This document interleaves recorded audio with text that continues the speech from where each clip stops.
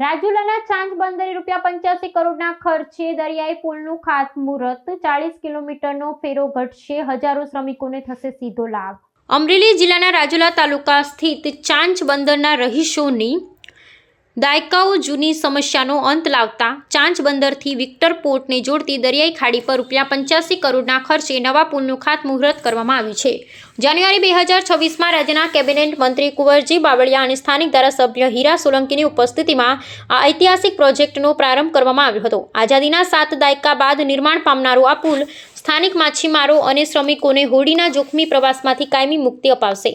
આશરે 2.1 કિલોમીટરની લંબાઈ ધરાવતા પુલમાં 22 ગાળા રાખવામાં આવશે, જેની સાથે બંને બાજુએ નવા જોડાણ રસ્તાઓનું પણ નિર્માણ કરવામાં આવશે। આ પ્રોજેક્ટ પૂર્ણ થતાં રાજુલા અને ચાંચ બંદર વચ્ચેનું અંતર અંદાજે 40 કિલોમીટર જેટલું ઘટી જશે, જેનાથી સમય અને ઈંધણની મોટી બચત થશે। દરિયાઈ ખાડી પર બનનારો આ અદ્યતન પુલ ચાંચ, પટવા અને ખેરા જેવા અંતરિયાળ ગામોને સીધો માર્ગ પૂરો પાડશે, જે અત્યાર સુધી ભૌગોલિક પ્રતિકૂળતાઓને કારણે મુખ્ય પ્રવાહથી કપાયેલા હતા।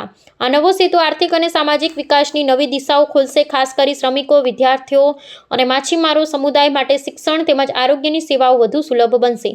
કટોકટીના સમયે દર્દીઓને હોસ્પિટલ પહોંચાડવામાં પડતી મુશ્કેલીનો હવે કાયમી ઉકેલ આવશે, જે સ્થાનિક જનજીવન માટે આશીર્વાદરૂપ સાબિત થશે।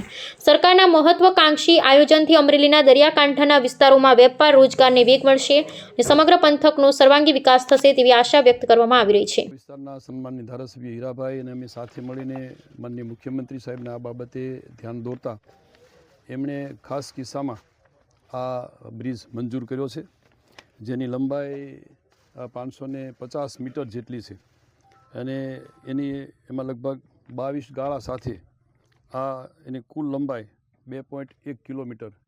બંને બાજુ બ્રિજ સહિતના એપ્રોચ રસ્તા પણ બંને બાજુ આવશે।